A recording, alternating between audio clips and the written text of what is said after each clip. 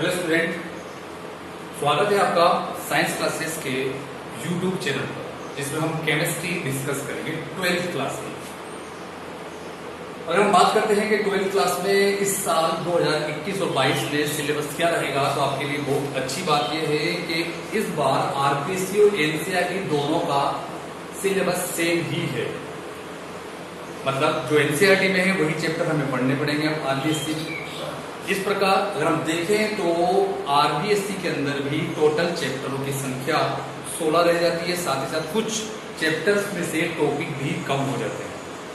अगर हम बात करते हैं तो आरबीएससी और या फिर एनसीईआरटी दोनों की बात कर लें तो आरबीएससी और एनसीईआरटी दोनों के अंदर ही पहला जो चैप्टर है वो ठोस अवस्था है, जिसको हम बोलते हैं इंग्लिश में सॉलिड स्टेट्स।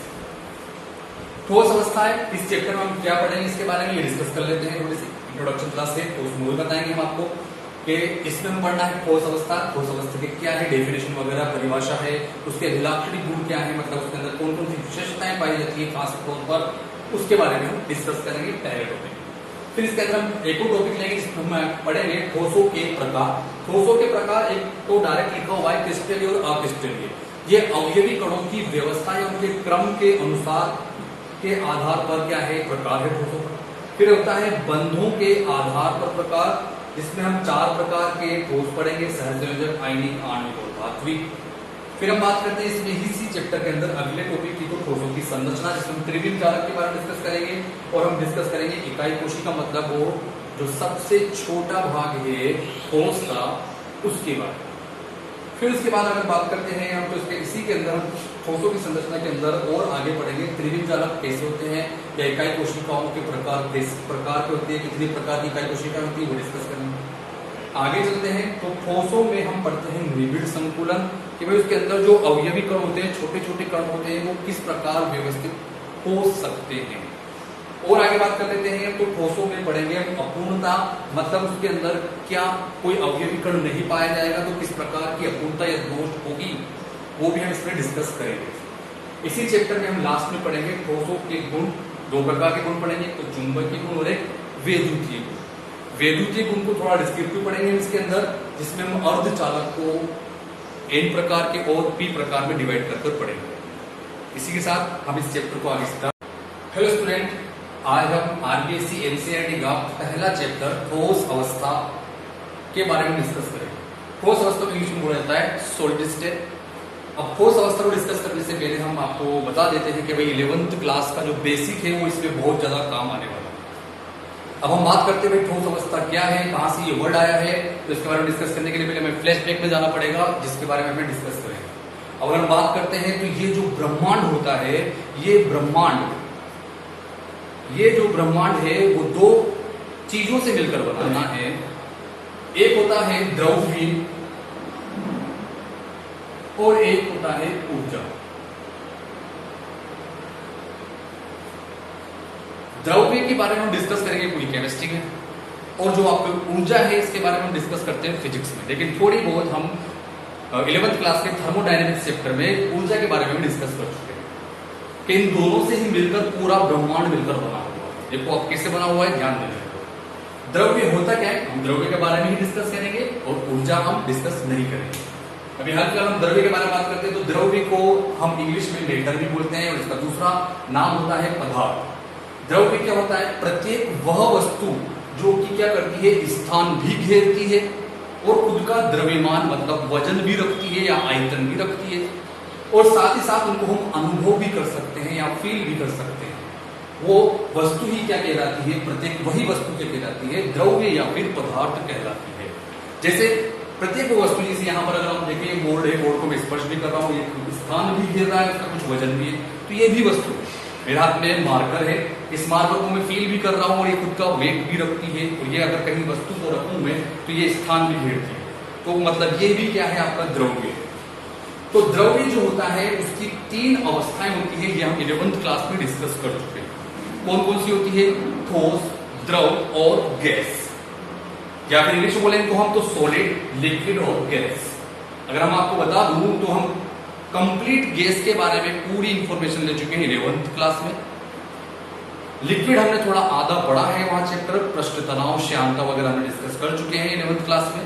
लेकिन सॉलिड स्टेट जो ठोस अवस्था है उसके बारे में कंप्लीट डिस्कशन हम पढ़ेंगे 12th क्लास में, और थोड़ा बहुत हम इसमें 12th क्लास में द्रव भी पढ़ेंगे, लेकिन गैस यहाँ पर हम डिस्कस नहीं करेंगे। लेकिन उससे पहले हम देख लेते हैं कि भाई ठोस क्या होता है, द्रव क्या होता है और गैस क्या होता है।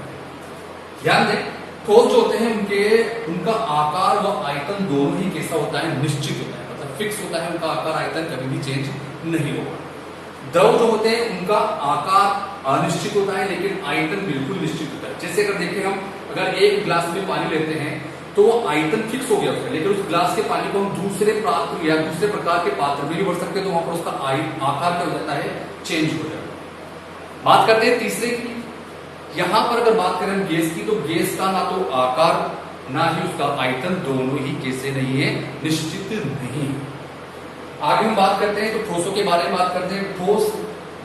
ठोसों के अंदर जो पाया जाता है आकर्षण बल वो होता है, वो कैसा होता है, प्रबल आकर्षण। अब ये बात करते हैं ये आकर्षण बल, प्रबल आकर्षण बल क्या होते हैं, तो आपके बारे में इसके बारे में डिस्कस कर लेते हैं कि ठोस के अंदर जो अवयवी कण होते हैं या फिर ठोस जिन अवयवी कणों से मिलकर बना होता है उनके मध्य जो आकर्षण होता है या उनके मध्य जो बल होता है कैसा होता है, प्रबल होता है। इसी कारण उसके अवयवी कण के साथ बिल्कुल पास जुड़े होते हैं, और वो कौन सी अवस्था होता है, ठोस अवस्था। अब आप यहां पर एक बात आई है अवयवी कण। अवयवी कण क्या होते हैं, प्रत्येक पदार्थ की बात कर रहा हूं मैं, चाहे वो द्रव हो, ठोस हो या फिर गैस हो, प्रत्येक पदार्थ क्या है, छोटे छोटे अणु, परमाणु, आयन से मिलकर बना होता है। ये सभी क्या होते हैं, उसके अवयवी कण होते हैं। आगे हम बात कर रहे थे यहाँ पर कि जो ठोस होते हैं, ठोस के अवयवी कणों के मध्य जो आकर्षण बल होता है वो बहुत ही मजबूत होता है और बहुत ही प्रबल होता है, जबकि द्रवों के अंदर जो अवयवी कण होते हैं उन अवयवी कणों के मध्य जो आकर्षण बल होता है वो ठोसों की अपेक्षा थोड़ा कम प्रबल होता है। मतलब यहाँ पर आकर्षण बल तो होगा लेकिन ठोसों की तुलना में थोड़ा कम प्रबल होगा। गैसों की बात करते हैं तो वहां पर जो गैसों के अणुओं के मध्य जो आकर्षण बल होता है वो बहुत ही कमजोर या दुर्बल होता है। अब बात कर लेते हैं तीनों के एग्जांपल्स की। तो बात करते हैं ठोस जो होते हैं, ठोसों के जो एग्जांपल हैं सभी जानते हैं, जैसे नमक NaCl, शक्कर आदि। इसकी बात कर लेते हैं हम द्रव की। तो द्रव में आप देखें तो दूध या फिर तेल, जैसे दूध, जल और तेल और आदि वो सब एग्जाम्पल। जैसे हम बात कर लेते हैं गैसों के एग्जाम्पल्स की, तो बहुत सारे एग्जाम्पल्स है। प्राणवायु, ऑक्सीजन, धुआं निकलता है गाड़ियों में से तो वो CO2, नाइट्रोजन गैस। अभी हमने डिस्कस किया है ठोस, द्रव, गैस और क्या होते हैं, कैसे क्या होती है, क्या नहीं होती है इनकी व्यवस्था। तो उसी के आगे टॉपिक लेकर चलते हैं। मैंने आपसे बोला कि द्रव और गैस के बारे में हम इस चैप्टर में डिस्कस नहीं करेंगे, कंप्लीट डिस्कशन जो चलेगा वो ठोस के बारे में चलेगा। तो अब हम जो भी टॉपिक पढ़ेंगे वो केवल और केवल ठोसों से ही रिलेटेड होंगे। हम बात करते हैं वेरी फर्स्ट टॉपिक, ठोसों के अभिलाक्षणिक गुण, कैरेक्टरिस्टिक प्रॉपर्टीज ऑफ सॉलिड। सबसे पहली बात कर लेते हैं डेफिनेशन से उठाया हमने इसका ये वाला जो प्रॉपर्टी है या इसका जो गुण है वो इसकी डेफिनेशन के अकॉर्डिंग है निश्चित आकार व आयतन। बिल्कुल ठोसों के जो आकार और आयतन होते हैं कैसे होते हैं, बिल्कुल निश्चित होते हैं। दूसरी बात कर लेते हैं कि जो ठोस के अवयवी कण होते हैं उनके मध्य प्रबल आकर्षण बल होता है। मैं भी आपको डिस्कस कर चुका हूं कि ठोसों के अवयवी कणों के मध्य जो आकर्षण बल होता है वो कैसा होता है, बहुत ही प्रबल होता है। उसी कारण उसके अवयवी कण पास सटे हुए, जुड़े हुए रहते हैं।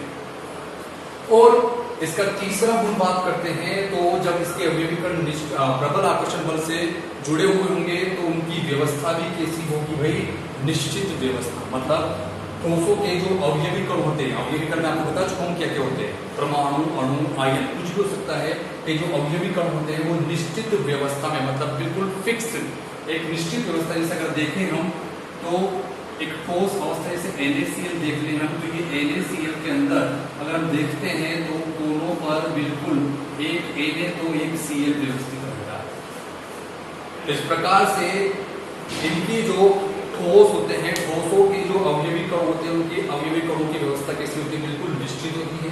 अगली बात करते हैं तो ठोसों के जो गलनांक और क्वथनांक होते हैं बहुत ही अधिक उच्च होते हैं, अधिक या फिर क्या हो सकते हैं उच्च होते हैं, मतलब बहुत ही ज्यादा ताप देने पर ये पिघलते हैं और बहुत ही ज्यादा ताप देने पर ये क्या होते हैं, इनकी वाष्प या ये उबलना शिकार होते हैं। आगे हम बात कर लेते हैं तो इसका एक और जो आपके करेक्टर आ रहा है वो बहुत ही इंपोर्टेंट बात आने वाली है, ऊष्मीय ऊर्जा निम्न होती है, कि जो आपके ठोस होते हैं उनके अवयवी कणों की जो ऊष्मीय ऊर्जा होती है, मतलब ऊष्मीय ऊर्जा से मतलब क्या है कि अवयवी कणों के अंदर जो ऊर्जा होती है, मतलब परमाणु अणु या फिर कोई भी आयन है उसके अंदर खुद की जो ऊर्जा होगी वही ऊर्जा क्या होती है, ऊष्मीय ऊर्जा होती है। और हम जानते हैं कि ठोसों के जो अवयवी कण होते हैं बिल्कुल पास-पास होते हैं, एक ही जगह व्यवस्थित हैं, निश्चित व्यवस्था में होते हैं, तो मतलब क्या है, इनके अवयवी कणों की ऊर्जा क्या होती है, बहुत ही कम होती है, इसलिए वो गति नहीं कर पाते हैं। कहने का मतलब होता है कि अगर गुणों की बात करें तो ठोसों के जो अवयवी कण होते हैं उनके अवयवी कणों की जो ऊष्मीय ऊर्जा होती है बहुत ही ज्यादा कम होती है या निम्न होती है। लास्ट बात कर लेते हैं कि ठोसों में जो गुण होता है वो कैसा होता है, एक असंपीड्य, मतलब उनको हम दबा नहीं सकते, उनको प्रेस नहीं कर सकते। आप पत्थर देखें या फिर कोई सा भी लोहा या स्टूल वगैरह देखें, उनको अगर हम दबाते हैं तो वो प्रेस नहीं होते या दबते नहीं है, मतलब कैसे हैं वो असंपीड्य है। साथ ही साथ इसमें एक और गुण लिखा हुआ है कि जो ठोस होते हैं वो कैसे होते हैं, भंगुर। भंगुर का मतलब होता है नष्ट होने वाला, मतलब अगर हम ठोसों को बाहरी आघात देते हैं या चोट मारते हैं तो ठोस क्या हो जाते हैं, अपने टुकड़ों में टूट जाते हैं। तो इस प्रकार ठोसों के जो गुण होते हैं वो हम डिस्कस कर चुके हैं। क्या क्या होते हैं जल्दी जल्दी रिपीट कर लेते हैं कि ठोस जो होते हैं उनका आकार और आयतन निश्चित होता है, डेफिनेशन से आया है। अवयवी कणों के मध्य जो आकर्षक बल होता है वो कैसा होता है, प्रबल होता है। साथ ही साथ हम बात करते हैं कि अवयवी कणों का आकर्षण बल प्रबल है तो उसके अवयवी कण कैसे होते हैं, निश्चित व्यवस्था में होते हैं। मैंने आपको बताया भी एनएसएल के स्ट्रक्चर के बारे में। अगली बात करते हैं तो ठोसों के जो गलनांक और क्वथनांक होते हैं बहुत ही कैसे होते हैं, उच्च होते हैं। अगली बात करते हैं ऊष्मीय ऊर्जा, इसको आप बहुत समझ लेना, बहुत इंपोर्टेंट बात है। ऊष्मीय ऊर्जा मतलब ठोसों के अवयवी कणों के अंदर जो खुद की ऊर्जा होती है उसी को हम क्या कहते हैं, ऊष्मीय ऊर्जा कहते हैं। और ठोसों के कणों की या अवयवी कणों की जो ऊष्मीय ऊर्जा होती है बहुत ही कम होती है। आगे बात करते हैं ठोसों का एक और गुण है, ठोसों में असंपीड्य और भंगुर प्रकृति पाई जाती है। असंपीड्य मतलब उनको दबाया नहीं जा सकता, भंगुर मतलब उनको अगर हम भारी आघात दें या चोट दें तो कैसे हो जाते हैं, टूट जाते हैं। जैसे कांच देखते हैं हम, कांच पे अगर हम चोट मारते हैं तो वो बिखर जाता है, तो उस पर टुकड़े हो जाते हैं। अगर हम बात करते हैं, मैं आपको एक बात बताने वाला था कि ये जो दोनों गुण हैं जिनको मैंने मार्क किया है, एक तो है आपका प्रबल आकर्षण बल या फिर आप इसको ले लें आकर्षण बल, और एक क्या कर रहे हैं, ऊष्मीय ऊर्जा। दोनों एक दूसरे के अल्टरनेट होते हैं पदार्थ की तीनों अवस्थाओं में। कैसे, इधर ध्यान दें। अगर पदार्थ के कोई सा भी पदार्थ हो सकता है, पदार्थ के अवयवी कण की ऊष्मीय ऊर्जा ज्यादा है, ऊर्जा क्या है, ज्यादा है, तो उसके आकर्षण बल कैसे होंगे, कम। मतलब उसके आकर्षण बल कैसे होंगे, कमजोर होंगे। ठीक है। अगर हम बात करते हैं जिस पदार्थ में अवयवी कण की ऊर्जा कैसी है, कम, और तो उसके अवयवी कणों के मध्य आकर्षण बल कैसे होंगे, भाई अधिक होंगे। दोनों अल्टरनेट। जैसे आप बात कर लेते हैं, मैंने भी ठोस के बारे में बताया कि ठोस में क्या होता है, ऊष्मीय ऊर्जा कम होती है तो उनके मध्य आकर्षण बल ज्यादा होते हैं, हम डिस्कस कर चुके हैं। लेकिन अगर हम बात करें द्रव की, तो द्रव के अवयवी कण, अगर जैसे पानी है, पानी को हम एक जगह रखते हैं तो वो क्या हो जाता है, आगे बढ़ता जाता है धीरे धीरे। तो इसका मतलब क्या है, उसके अवयवी कणों में कुछ ऊर्जा पाई जाती है, मतलब उसकी ऊष्मीय ऊर्जा ज्यादा है, इसलिए उसके अवयवी कणों के मध्य आकर्षण बल ठोसों की अपेक्षा कैसा है, कम। अब हम बात करते हैं लास्ट तीसरी अवस्था, गैस। गैस में अगर हम देखें तो गैस के अणुओं में जो ऊष्मीय ऊर्जा होती है, उनकी खुद की जो ऊर्जा होती है बहुत ही ज्यादा होती है, तो उनके मध्य आकर्षण बल बहुत ही ज्यादा कैसे पाए जाते हैं, दुर्बल पाए। ठोसों के अभिलाषी गुणों के बाद हम बात करते हैं दूसरे टॉपिक की, ठोसों के प्रकार, टाइप्स ऑफ सॉलिड्स। अब देखो ठोसों के प्रकार में हम दो अलग अलग आधार पर पढ़ेंगे। पहला आधार ले रहे हैं हम कि भाई अवयवी कणों की व्यवस्था के आधार पर, मतलब अवयवी कण परमाणु अणु आयनों की जो व्यवस्था है उसके आधार पर जो आपका ठोस है वो कितने प्रकार के होते हैं। बिल्कुल यहाँ पर नाम लिखा हुआ है कि ठोस दो प्रकार के होते हैं, एक तो क्रिस्टलीय ठोस और एक अक्रिस्टलीय ठोस। और ये बहुत इंपॉर्टेंट टॉपिक है आरपीएससी और सीबीएसई दोनों के हिसाब से, तो यहीं से मैक्सिमम क्वेश्चन बने हुए हैं। सबसे पहले बात कर लेते हैं हम क्रिस्टलीय ठोस क्या होते हैं, जिसको हम इंग्लिश में बोलते हैं क्रिस्टलाइन सॉलिड। क्रिस्टलीय ठोसों के अंदर जो अवयवी कणों की व्यवस्था होती है वो एक निश्चित होती है या फिर एक निश्चित क्रम में होती है। जैसे उसको समझने के लिए हमें यहाँ पर फोकस करना, ध्यान देना। इसे मैं सपोज करता हूं कि भाई किसी भी अवयवी कण के अंदर दो प्रकार के या किसी भी ठोस के अंदर दो प्रकार के अवयवी कण पाए जाते हैं। जैसे आप देख सकते हैं मैंने दो प्रकार के अवयवी कण बनाए हैं एक ठोस के अंदर, एक डार्क है एक लाइट। आप देख सकते हैं एक गोला दिख रहा है आपको और एक स्थिर दिख रहा है, एक डॉट एक गोला, एक डॉट एक गोला। तो मतलब क्या है कि यहाँ पर दो प्रकार के क्या है अवयवी कण हैं और ये अवयवी कण क्या है बिल्कुल एक निश्चित व्यवस्था में दिख रहे हैं। अगर हम नीचे वाले व्यवस्था की बात करें तो इसमें देखिए आप ऐसे देखेंगे,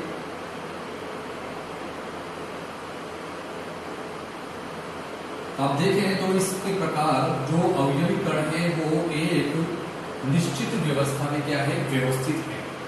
और ये जो व्यवस्था है वो पूरे ठोस के अंदर लंबी दूरी तक या लंबी परास तक पाए जाते हैं। मतलब कहीं से भी अगर हम ठोस को देखें तो इस प्रकार के ठोस में जो अवयवी कणों की व्यवस्था है वो कैसी रहेगी, सेम रहेगी, एक जैसी रहेगी। वहां पर अवयवी कण हम देखें तो सभी जगह कैसे होंगे, एक जैसे होंगे। देख सकते हैं आप एक ए प्रकार का है तो एक बी प्रकार का, फिर ए प्रकार का, फिर बी प्रकार का। तो ऐसे क्या है ये अल्टरनेट हैं और इनकी जो व्यवस्था देखें हम तो बिल्कुल क्या है निश्चित व्यवस्था में है। अगर हम बात करते हैं तो क्रिस्टलीय ठोसों को हम वास्तविक ठोस भी कहते हैं या फिर इनको रियल सॉलिड भी कहते हैं। वास्तविक ठोस मतलब जो हमारे रियल ठोस होते हैं वही क्या कहलाते हैं हमारे क्रिस्टलीय ठोस। जैसे एग्जांपल्स देखते हैं हम हीरा, ग्रेफाइट, NaCl आदि, ये सब क्या है हमारे क्रिस्टलीय ठोस है। क्रिस्टलीय ठोस डिस्कस कर चुके हैं। अगली बात करते हैं हम अक्रिस्टलीय ठोस, जिनको हम इंग्लिश में बोलते हैं एमोर्फस सॉलिड। एमोर्फस सॉलिड क्या होते हैं, ऐसे ठोस जिनके अवयवी कणों की जो व्यवस्था होती है वो निश्चित नहीं होती है या फिर इनके जो अवयवी कण है वो एक निश्चित क्रम में नहीं पाए जाते हैं और अगर पाए ही जाते हैं तो उनकी जो व्यवस्था होती है वो छोटी परास में होती है। मतलब कुछ दूरी तक ही व्यवस्था पाई जाएगी, उसके बाद व्यवस्था नहीं पाई जाएगी। इसका मतलब क्या है कि मान लो ये पूरा आपका क्रिस्टलीय सॉलिड है तो इसके अंदर अगर हम देखें तो यहाँ तक तो अवयवी कण व्यवस्थित है, लेकिन यहाँ पर अगर देखें तो अवयवी कणों की व्यवस्था कैसी है, इसकी तुलना में थोड़ी अलग है।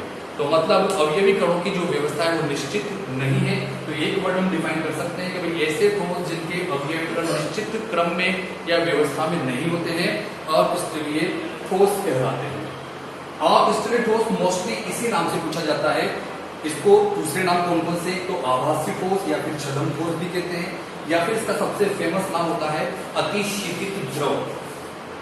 अक्रिस्टलीय ठोसों को ही क्या कहा जाता है, अतिशीतित द्रव भी कहा जाता है, सुपर कोल्डेड लिक्विड, या फिर इसको अगर हम बात करते हैं एग्जांपल्स की तो उसमें होते हैं कांच और प्लास्टिक। अगर हम बात करते हैं तो अक्रिस्टलीय ठोसों के कणों अवयवी कणों की व्यवस्था की बात करें तो देखो यहाँ पर इस तरह से व्यवस्था हो। तो देखो यहाँ तक तो क्या है अवयवी कण व्यवस्थित है, लेकिन इसके बाद यहाँ पर क्या हो गई, व्यवस्था बिगड़ गई। मतलब अगर अपन देखें तो ऐसे क्या है यहाँ पर आपके अवयवी कण एक निश्चित व्यवस्था में व्यवस्थित नहीं है या फिर उनकी जो व्यवस्था है वो दीर्घ परास में नहीं। देखो यहाँ पर ए प्रकार का है, फिर बी प्रकार का, फिर ए, फिर बी, यहाँ तो व्यवस्था है। लेकिन अगर हम आगे देखते हैं तो आगे ए, फिर उसके बाद बी, फिर नीचे ए, तो यहाँ पर अवयवी कणों की व्यवस्था निश्चित नहीं है। इस प्रकार ये दोनों ठोसों की डेफिनेशन क्लियर होती है। इसकी और आगे अंतर भी पढ़ेंगे हम वो अगली क्लास में पढ़ेंगे, लेकिन अभी हम फिलहाल इसको लास्ट जाते जाते डिस्कस कर लेते हैं कि भाई क्रिस्टलीय और अक्रिस्टलीय ठोस होते क्या है। देखिए आप कंपेरेटिव याद रखेंगे तो जल्दी याद रहेगा। क्रिस्टलीय ठोस में अवयवी कणों की व्यवस्था कैसी होती है, निश्चित होती है। जबकि अक्रिस्टलीय ठोसों के अंदर जो अवयवी कणों की व्यवस्था निश्चित नहीं होती है। डेफिनेशन आती है तो बिल्कुल हम ये लिखते हैं तो भी डेफिनेशन हमारी सही जाएगी कि भाई क्रिस्टलीय ठोस होती है अवयवी कणों में, या फिर ऐसे ठोस जिनमें अवयवी कणों की व्यवस्था कैसी होती है, निश्चित होती है, वो क्या कहलाते हैं हमारे क्रिस्टलीय ठोस होते हैं। ऐसे ठोस जिनमें अवयवी कणों की व्यवस्था निश्चित नहीं होती है वो क्या कहलाते हैं हमारे अक्रिस्टलीय ठोस कहलाते हैं। अगर हम बात करते हैं क्रिस्टलीय ठोस में, तो क्रिस्टलीय ठोसों के अंदर जो अवयवी कणों की व्यवस्था होती है वो लंबी परास्त होती है, मतलब इनका जो क्रम होता है वो पूरे ठोस में कैसा रहता है, सेम रहता है, एक समान होता है। जबकि हम अक्रिस्टलीय ठोस की बात करते हैं तो इसके अंदर जो अवयवी कणों की अगर व्यवस्था निश्चित होती है तो वो कुछ दूरी तक इनकी, जैसे मैंने आपको बताया, उसके बाद इनकी व्यवस्था कैसी होती है, कोई निश्चित नहीं होती है। आगे बात करते हैं तो क्रिस्टलीय ठोसों को हम वास्तविक ठोस भी कहते हैं, जबकि अक्रिस्टलीय ठोसों को हम आभासी, छद्म या अतिशीतल लौह भी कहते हैं। क्रिस्टलीय ठोसों की बात करते हैं तो क्रिस्टलीय ठोसों के मुख्य एग्जाम्पल हैं हीरा, ग्रेफाइट, नमक आदि। जबकि अक्रिस्टलीय ठोसों की बात करते हैं तो इसके एग्जाम्पल्स होते हैं कांच, प्लास्टिक, रबर आदि।